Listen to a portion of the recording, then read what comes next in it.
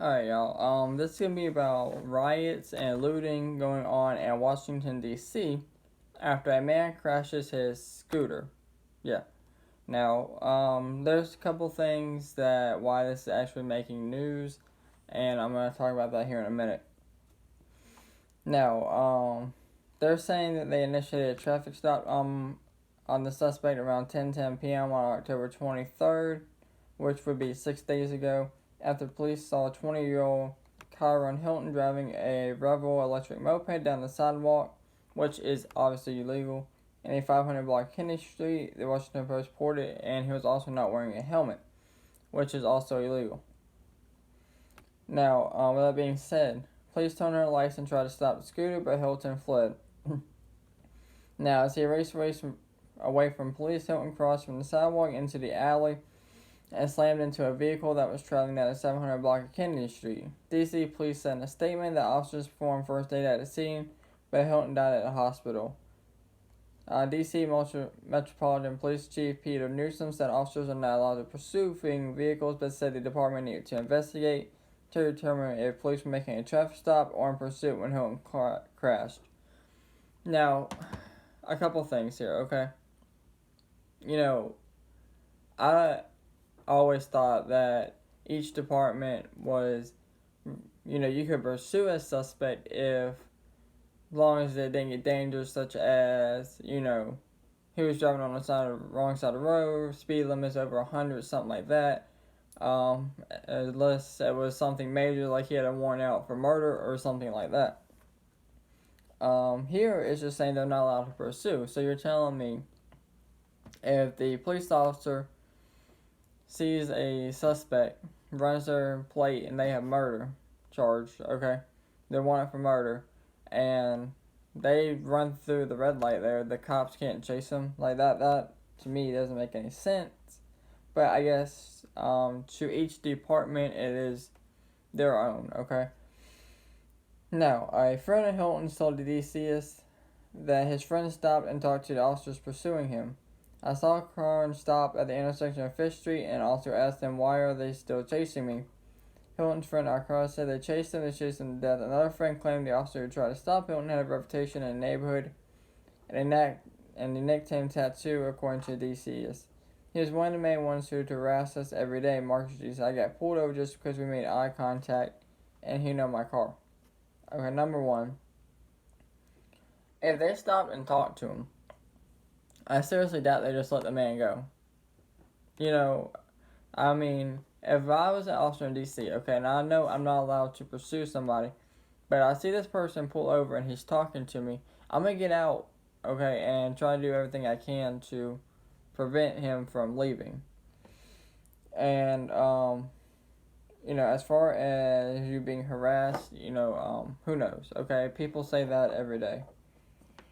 Now, the mother of 6 boys who is friends with Holton complained about aggressive policing in the neighborhood. These police officers that target Karen are known what it is as the jump outs. Maureen Breen signed the drive-in are marked DC police vehicles.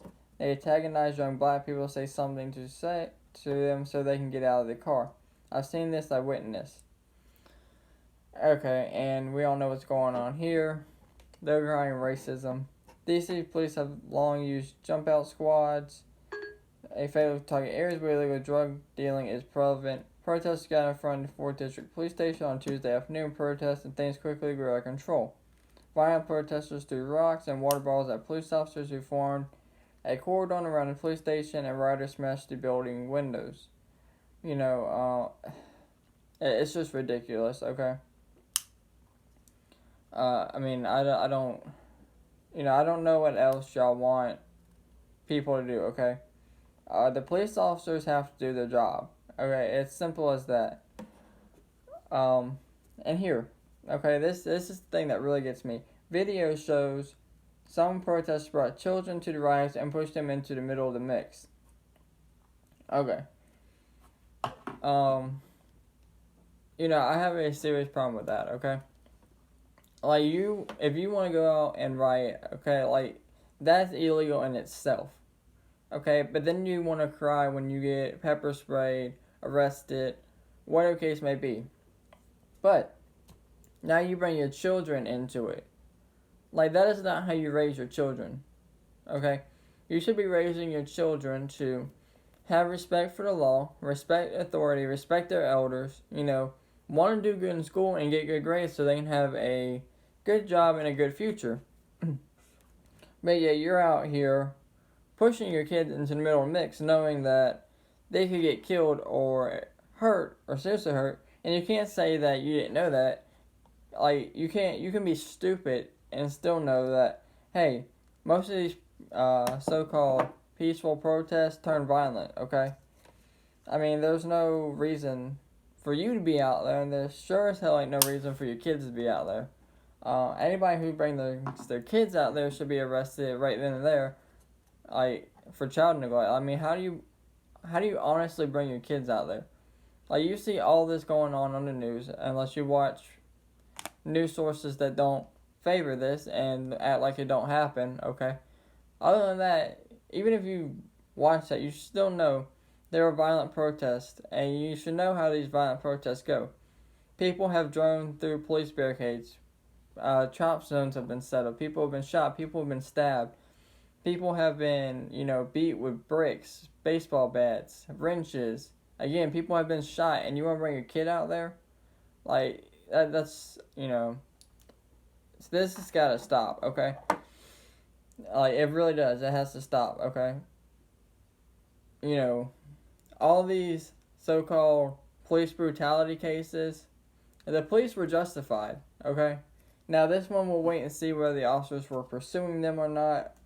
I'm sure within the next, week or so, they'll probably release it. But until the meantime, let me know what you guys think down in the comments down below. As always, thank y'all for watching, and y'all stay safe out there.